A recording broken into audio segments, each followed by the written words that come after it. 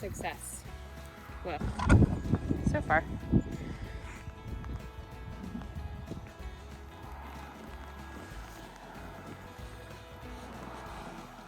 Now he's gonna let him out. We gave him a little bit more space because they already ate this down quite a bit.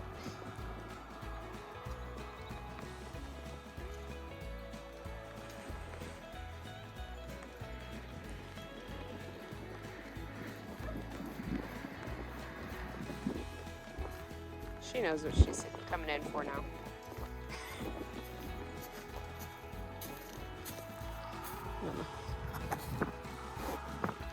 That tastes good. Don't be scared. Hey. Scratches. Come on.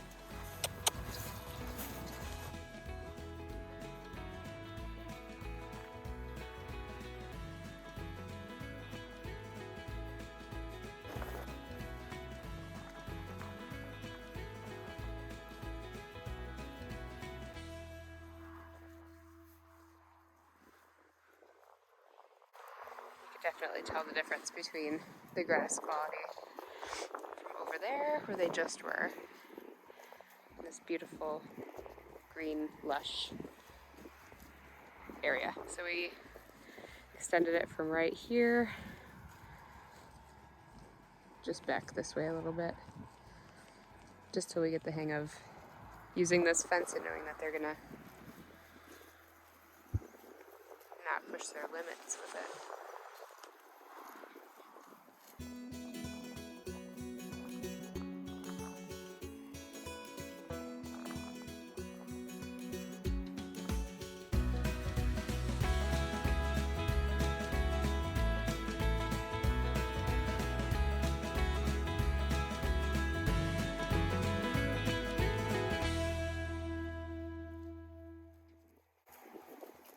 It's starting to rain, of course. Just going to check it out.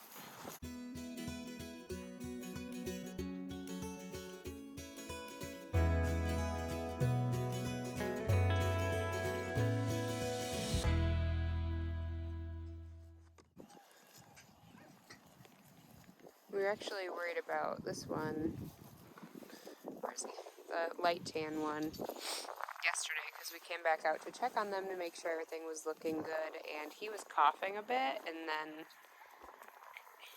he wasn't eating the grass, and the others still were, so we were worried maybe he ate something or found something he shouldn't have had in the grass, because our pile of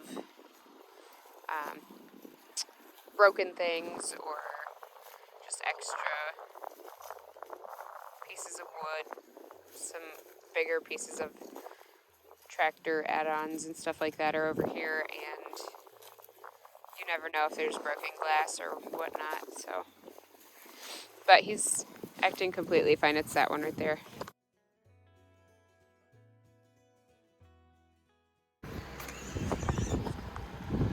It is raining. I just got finished helping Eli put up more pasture for the cows. The temporary fence that we just got, polywire, and it is raining today. We've been waiting for it to rain all day. Eli just moved a big wood bag to our polar furnace, and I have to go get my smaller tripod, which I left in the cow barn. Ooh, out of breath. That's what happens when you're pregnant, unfortunately, for most people, I think. Seminole, what are you doing? We found this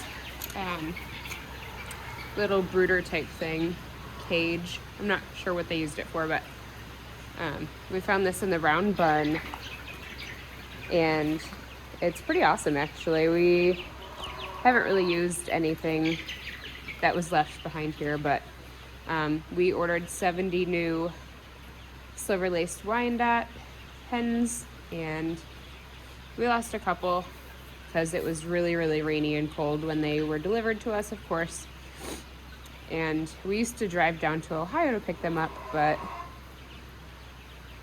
we're a little bit further away north. We're an extra 2.5 hours, so it would be like 5 hours one way just to pick them up. So they just overnight them to us, which is really awesome because it's a really small hatchery that we really love. One of them is using the little perch. Oh, jumped down. I threw a bunch of sticks up there in the back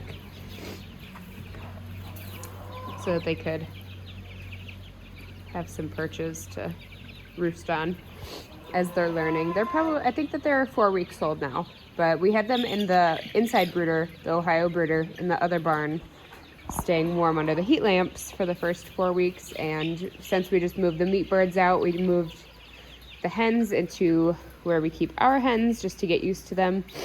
As they grow, they can smell each other. Seminole.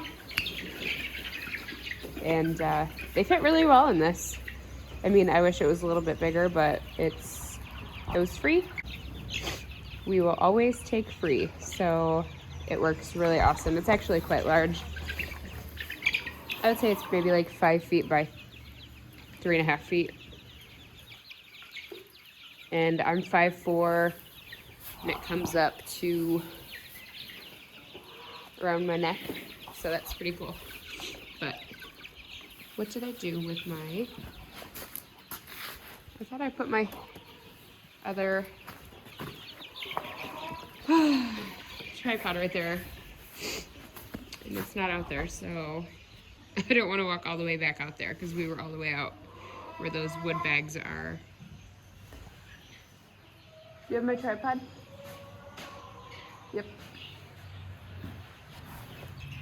He brought my tripod in. I knew he picked it up.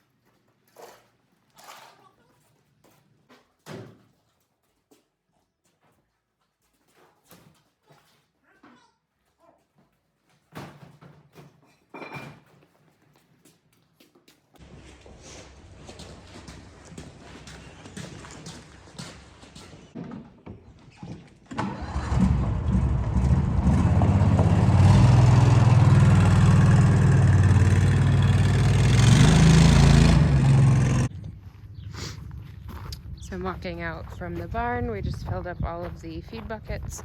I'm going to show you how we do our chicken chores on pasture. It's pretty simple, especially right now while they're still pretty small. They're 4 weeks old, just like our layers that we just got. And so filling up their waters takes no time at all. We do it twice a day. In the summer when it's super hot and they're getting really big, they go through a lot more. So we have to check it a couple times a day, especially when it's super hot outside. And their feed is usually the same. We usually will fill it twice a day. I know some people feed like 12 hours on, 12 hours off. We just feed on demand. And we do Cornish cross their White Mountain broilers. And that's where they are. They're in the Premier 1 netting. We love that. We've been using that since the very beginning. We started farming in 2019. Eli's been raising meat birds and turkeys since before that, but he didn't do it outside on pasture, rotating them like this. And then there's our chicken tractor, but we haven't had it set up yet. We have the plastic that rolls down on the sides, but we just have to get that set up for when we use that later in the season. We'll probably use that with the second batch, but it's been really nice using this, the black netting that's on the inside where the meat birds are. It's just a smaller little net, and it's very easy. We just move their food out whenever we move them. When they're this small, we will only move them like every 2 or 3 days, probably, but there's Eli. But yeah, when they're bigger, we'll move their food out, open the fence, they'll run to the food, and then we just open it up and move it around them and their feed. And then we move the structure that's in there. Right now we have a tarp over it just to keep them warm because they're still only 4 weeks old. So they're a little dramatic with the cold and getting used to it from being in their Ohio brooder.